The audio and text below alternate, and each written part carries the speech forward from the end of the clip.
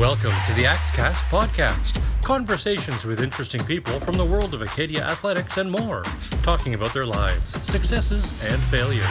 And now let's join hosts Glenn Hawley and Eric Cederberg for the next 15 to 20 minutes as they dive into the life of today's guest. This week on our AxeCast, we talk about a varsity soccer team that has the notoriety of being the one and only men's soccer team to win a conference championship. It happened in 1996, the Acadia Axemen winning the AUS conference, or the AUAA as we knew it back then. Really happy to have with us Glen Sullivan, who was the goalkeeper for that team that year, and Mike Cino, who's a striker for the Axemen. Guys, thanks very much for doing this. Thanks for having us. Thanks for having us. All right, so that was a very special season, and we'll want to get into the playoffs, but just talk a little bit about leading up to 1996. And Mike, I'll start with you because you started with the program, I think it was 1992. Just talk about this Axemen team and in terms of building up to where things would end up in 1996. Yeah, I actually started in 91. And we had a very strong team in 91. So we were, I think we only had one loss in that very first season. And it looked like we were going to do really, really well. Unfortunately, in the playoffs, we lost by 1 goal in the semis, and that kind of crushed that year. And then we had some pretty good squads up until my final year, which was 94.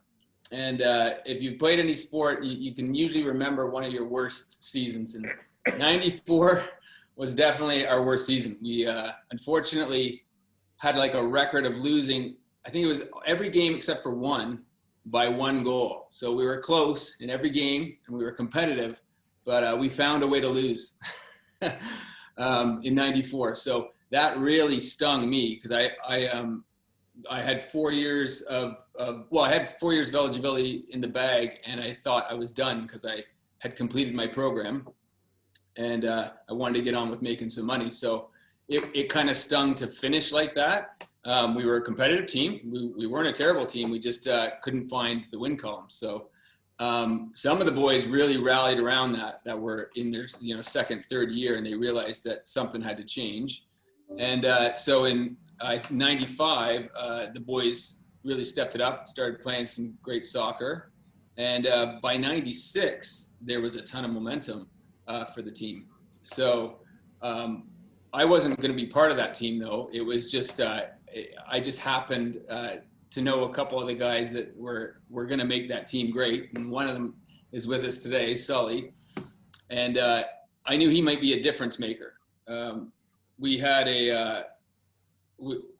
we basically needed someone who was really confident and someone who could be a good leader. And that team was lacking that a little bit. We had a bunch of nice guys, great athletes, but we needed someone to really sort of put us over the top. And I knew from Sully's past that he was like that. He was a winner. And that was kind of exciting. So I was able to scrape out 4 months. Instead of teaching, I went back to school and took some credits, which I kind of needed anyway, to up my pay scale as a teacher. So it kind of made sense to go back.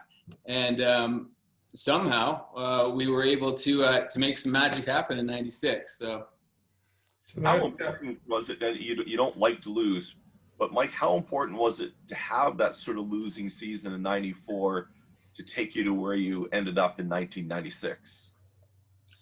Yeah, I mean, everybody has to learn from their mistakes, right? That's basically the main way that we figure things out is by, having a real problem with something and then almost having to be desperate to get what you want.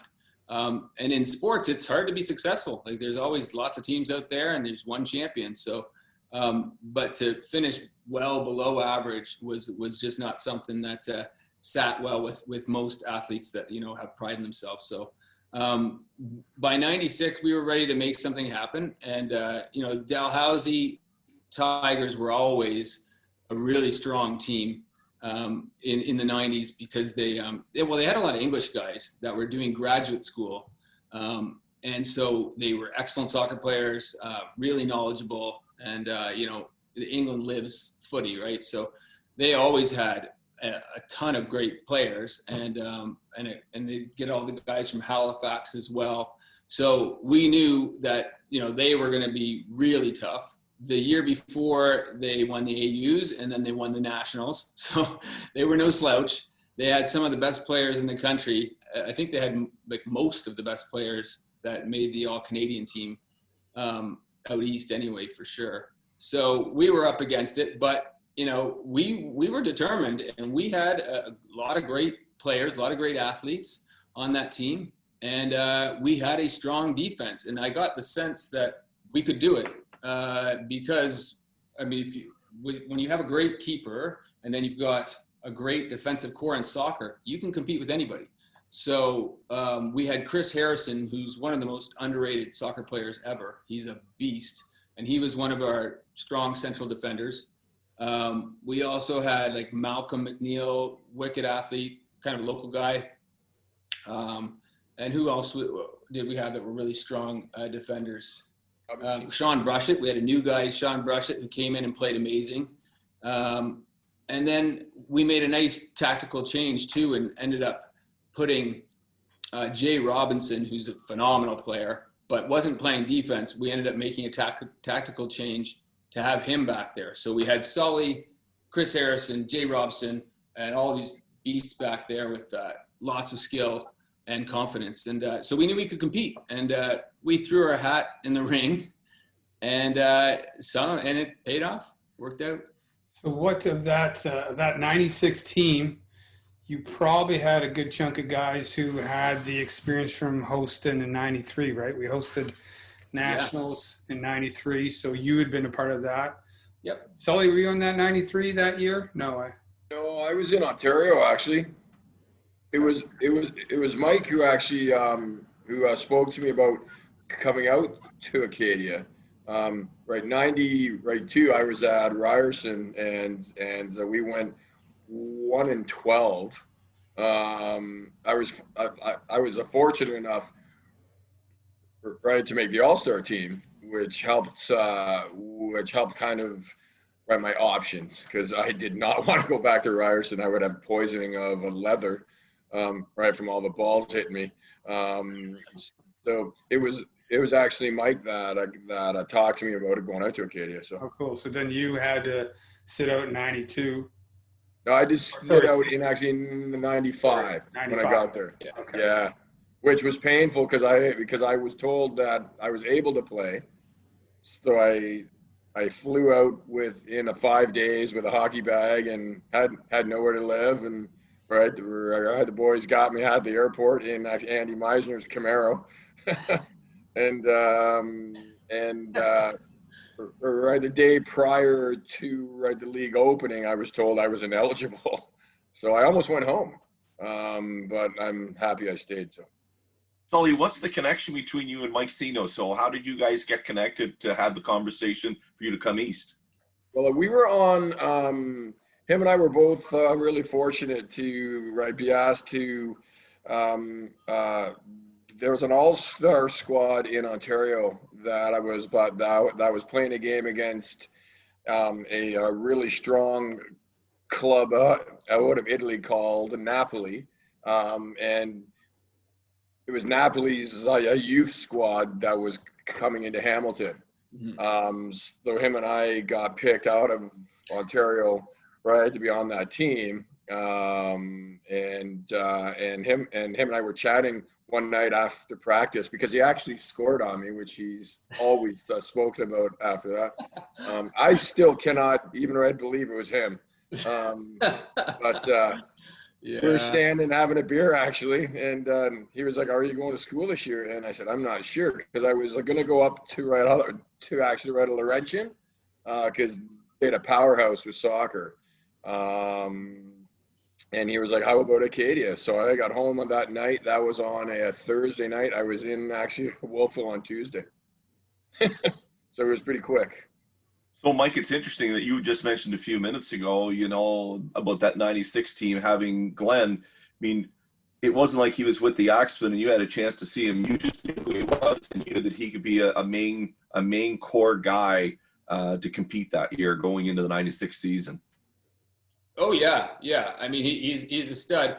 I played soccer against him for many years in Hamilton, and it was very competitive. The Premier Division in Ontario is very strong, and his team was very strong too.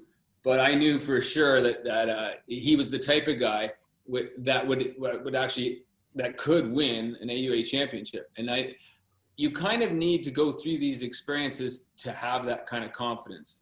And so I knew that he had already been through that by being in Ontario and trying to win Ontario Cups and trying to win leagues and the Premiership.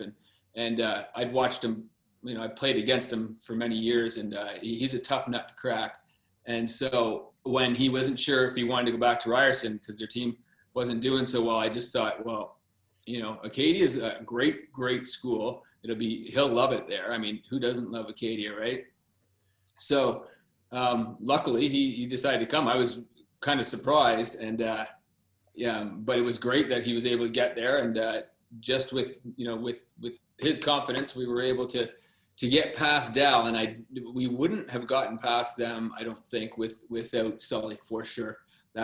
We had Sheldon McIsaac was an excellent keeper too, so who knows, he might have been able to make it happen. He played great in that AUA weekend as well, but he was a little younger. Great athlete, but when you're playing a team that's just won the national championships, you've got to have some experience behind you and be able to sort of get under their skin a little bit, and Sully was able to do that too. So So Sully, for you to arrive on campus at Acadia, was it a big battle in goal throughout the regular season, or did you sort of take that job and run with it? How did it all work as far as keeper? That's a really tough question to ask me, actually, Len, but it's a good one. Right, John Keogh is one of the most loyal guys on the planet, and he's loyal to his players, and he's loyal to the guys who have played there before. So when I came in, I expected, in probably youthful arrogance, and actually I was out of Ontario, so that speaks for itself. I expected to play because I was all conference in Ontario with guys who were there who were on the national team, and I was a rookie. I was like, oh, it'll be easy to do.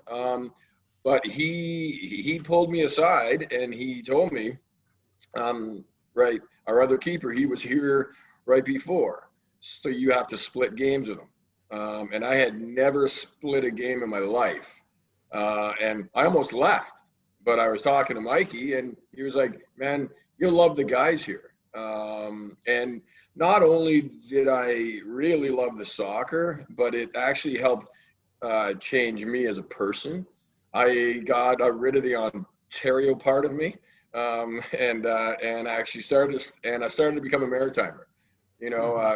Start to realize that yourself, that's not important. But it's our whole collective good.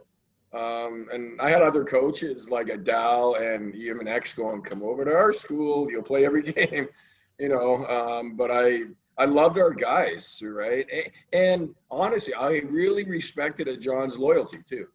So, for that whole year, it was game and game and game. But I got hurt. I was out all of October with even a bad or all of September with actually a bad shoulder. So I came back and I played in the semifinal, and I hadn't played in over a month. So after that game, John walked up even to me and Mike, and he was like, you're starting again tomorrow. And I said, okay, thanks, I appreciate that. So I was expecting it actually going a game again. But he was like, no, you're starting again tomorrow. And thankfully our team had an awesome day. Yeah. I mean, John Keogh had a tough job that year because he had a lot of different personalities, and some new guys like Sully as well. And so he did very well with that group. He listened to everyone, and he actually listened to Sully as if Sully was a coach as well at times, which was helpful. But yeah, one of the best things Keogh did that year was he actually had us practice the penalties because he knew that we could compete with anyone in the country, but we weren't sure how many goals we could tuck away. So when we went into the AUA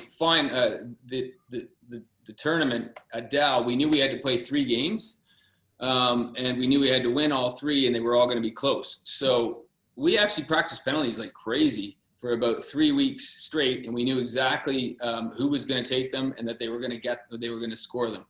And so I thought that was really clever of John to do that. And then he was listening to us right before the tournament started, because we had a great start to the year. We were a super strong team. We went about 5-0, and we even tied Dow in the league. We tied them. I believe it was at home. Was 1-1. Yeah, it was at Raymond Field. It was a great game. We played really well against them, but then we hit PEI, and we had tons of injuries in this one game that everybody remembers in UPEI, where they had all their alumni there, and it got a little bit wild, and about 3 of us got injured badly. I still have the injury today. I separated my ankle that day, and I had to sit about 3 weeks out as well. And Rob Mullen was injured for the rest of the season. So we were really banged up going into the playoffs. So John sort of took the captains in, and we had a good chat with him, and he listened to us. And we ended up just trying to play defensively sound, and then see if we could have our strikers take their opportunities. And John McIntyre was able to get some big goals in that weekend, and that was wonderful. I'm actually wearing the John McIntyre shirt right now. This is John McIntyre's Memorial Golf Tournament shirt. So that went on for 15 years. It's kind of run its course, but we had such a great time, being with John McIntyre's family every year for about 15 years straight, just to tell stories and just to remember John and Renee. And everybody kind of knows what happened 15 years ago with that terrible tragedy where John and Renee were hit by drunk drivers in the middle of the day. And so that was really horrific. But it did kind of, allow us to sort of have that sort of camaraderie for the next 15 years. So we're kind of missing that. But anyways, that's why I'm wearing this right now, come to think of it.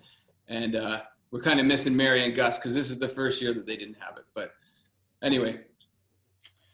Sully, you guys finished 3rd in the conference, and I mean, you win the conference championship. And a lot of times, if you're the number 1 team, the expectation is you're going to win. What was the expectation within the locker room in terms of going into the postseason? Like the Nationals or the AUs? When you went into the conference championship. Yeah. Well, I think this, Len, we had finally started to get healthy. I was back, Mike was back. It was Mercier was hurt too, but he was back. Everyone was back and healthy, and even with a couple of tactical changes that were made, we were so strong at the back and in actually at the midfield.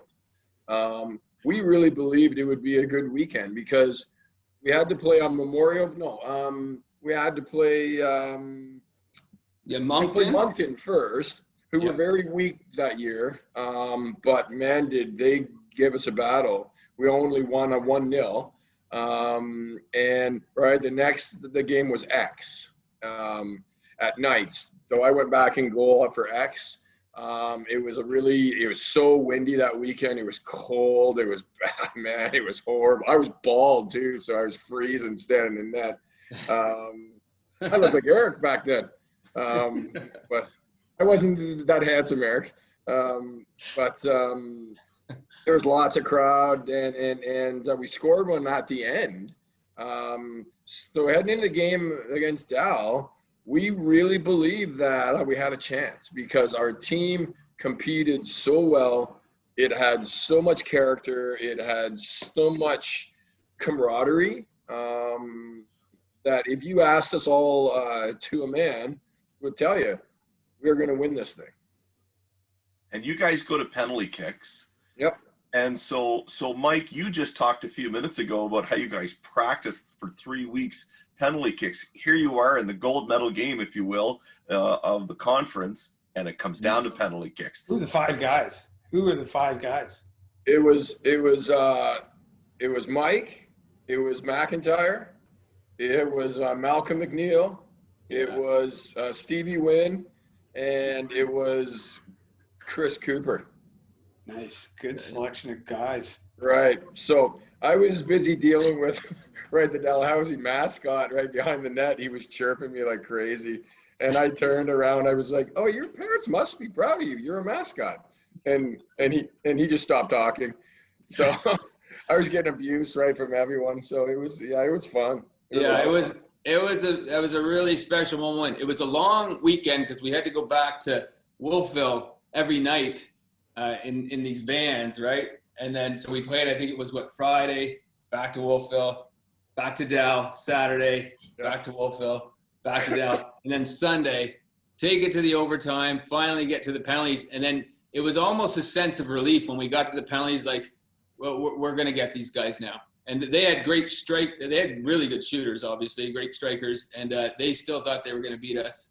But I got the sense with Sully back there that he'd be able to stop 1 or 2 of them. And our guys, we were perfect. We got all 5, and Sully made a big save, and the rest is history. So it was a pretty magical moment. It was a bit of a David and Goliath, to be honest, but we were a strong team that could compete with anyone in the nation. So it ended up almost didn't make it though, eh, Mikey? Mm-hmm. Right, overtime ended, and I had to use the bathroom so bad because I was drinking water the whole game. I remember that. Right, we're on the turf at Dow, and I'm like, boys, just stand around me. I'm just gonna kneel. And oh yeah. I had to pee on the turf, and I had Bobcat Fleckman going, "What are you doing, Sully?" I was like, "If you want me to dive in there, I need to get rid of this because if I land, I'm gonna wet myself." Right in the middle of the field, I was like, "Who's this?" Oh, that's funny. So here's me walking down right to the goal, going, "Oh, that felt good." Yeah. Whatever it took to get the win. So. For the women, Eric, I think all the interviews that we've done for the AxeCast, that now races the funniest story we've heard. What was that, Eric? Man. I was saying, were the women's playing at the same time as you guys at Dal too? Yeah, they won right before our game. Right, was theirs, and I can tell you that is an amazing squad there too. Those girls were awesome. They worked so hard that year. Right, they won AUs, and they were so strong, and it's just a lot of character. That's got to get you cranked up to watch a team win a championship, and then know that you're going out there to be playing for the. You know what? I was exhausted because I was my household was even me, Peyton, right, Yates, and Goose, right, for the hockey team. They had the rookie party the night before. I'm trying to go over to bed going, boys, we're in the first AUA final we've ever been in. Like, I got to go to sleep. And I've Peyton walking in going, Sulzy, you'll be fine tomorrow. I'm like, get out of my room. I was sleeping in the change room. Oh, my gosh. Oh, that's funny. Mike, when you look back on it, 2019 was very special because you and, of course, the 96 team were inducted into the Acadia Sports Hall of Fame. So when you reflect on that 1996 year, what goes through your mind?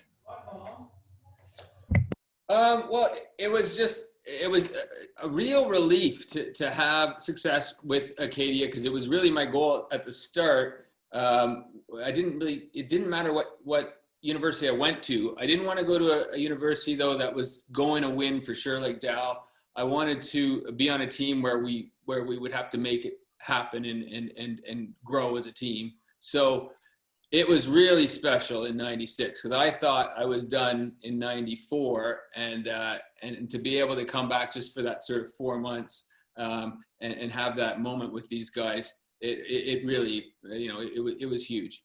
And John McIntyre was a huge part of that weekend too. So that makes it even more special. He scored the big goal in that second game against X, and he scored a big penalty as well. So he was phenomenal. And so, yeah, that makes it even more special, right? Sully, for you, outside of your bladder control in the big game, when you reflect on your time at Acadia and you look at that 96 year, what stands out for you? You know what, honestly, Glenn, it actually isn't even about soccer anymore. It was about, right, the people who are still some of my best pals in the entire world. But it was also people who helped me change so I could be a better person, a better man, a better individual. And I tell people a lot, right, despite I'm marrying on my wife, right, going to Acadia was the best right decision I ever made in my life. I could not speak higher about, right, the people or the institution. And it helped me to become a better person, and that's what I remember. Like, yeah, I've had a lot of stuff with sports that is awesome, right, to look at. And we've had games that we've won, we've lost.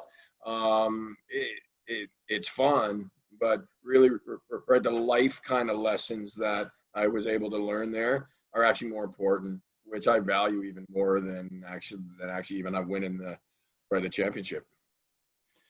Eric usually wraps up the AxeCast with some short snappers. Eric, what do you got for these two guys today? And now it's time for Eric's Cut to the Chase 5 question. One question for both of you. No, I got two questions.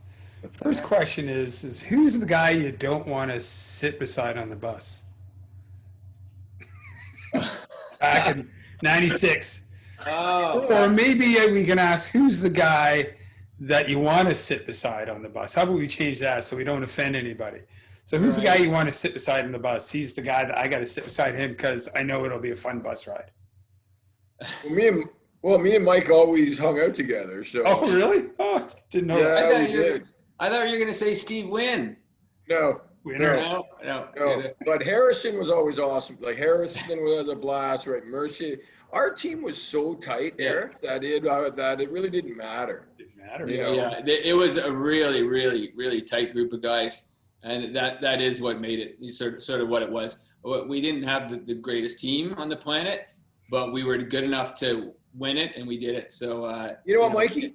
I disagree. Dude. Hey, I disagree with you. I think that we didn't have the most skill, but actually we had the best team. Right. That's what John Kehoe alluded to too. When I talked to him, he's like, had one all-star, and that was Mike. And he said, but we had a lot of really good players. We had a good group that were all good, and plus is the whole teammate, very close-knit team. So yeah, everybody was good. The other question I was going to throw at you. What was I going to throw at you here? Now I just forgot. I'm getting old. I can't remember things from football. It's bashing my head. I think it was more about, do we have a John Kehoe story? Do we have a story that like John did something in practice is just like embarrassing or just like what's a John Kehoe story? Well, I mean, Lara Sanders was coaching beside us, and I'm sure you heard a few of Lara Sanders. Yes, that would be the story. Too. So she stole the show. She definitely stole the show, and she got a lot of wins too. But it could have been the weave. John Kehoe, he had this one drill, and it was like a basketball drill where you'd have sort of three guys and you'd pass it and then you'd go behind your pass, almost like the basketball players do to get their layups in warm-up. And we would do this in soccer. And if he was in a bad mood and if we weren't showing the right, just the right quality, look out. He would snap. And then it was the rest of the practice was hell until you got to go to meal hall 2 months later. I think the best story, Mike's, when he came into the Anvil after we had won the AUs, right? Dal's coach, he gave us a bunch of money because, right, the Dal booster said, here's actually your party money. He was like, we haven't won yet. So, right, they lost. And he was like, here, boys, you go spend it. So, of course, right, Kehoe goes right to the Italian restaurant, Freeman's, every night. We're like, can we go back to the Anvil? We just won AUs. And he's like, we need lasagna at Freeman's. I'm like, I need that like I need a hole in the head. I need a cold beer. Let's get going, right? So we get back right to Wolfville. And, of course, all of us go shower, head down right to the Ville. And it's empty because it's Sunday night. Yeah. But everyone starts hearing that hey man, like how the guys won. So everyone starts coming in, buying us these big trays of shooters and stuff. And over comes Keo with his perfect mustache, and he looks at us and he goes, "I was about to tell you guys, be careful here tonight, but that won't even be adhered to, will it?" We said, "Bye, John." Nice. Perfect mustache, though. It was perfect. Yeah. Well, it was a pretty special year, and you two were pretty special players along with everybody else on that program. And congratulations, obviously, for the '96 swim, but also for being inducted into the Acadia Sports Hall of Fame in 2019. A great honor for a great team. Thanks to you guys for doing this. Really appreciate it. Thanks, guys. Really appreciate it. Thanks for everything, Eric.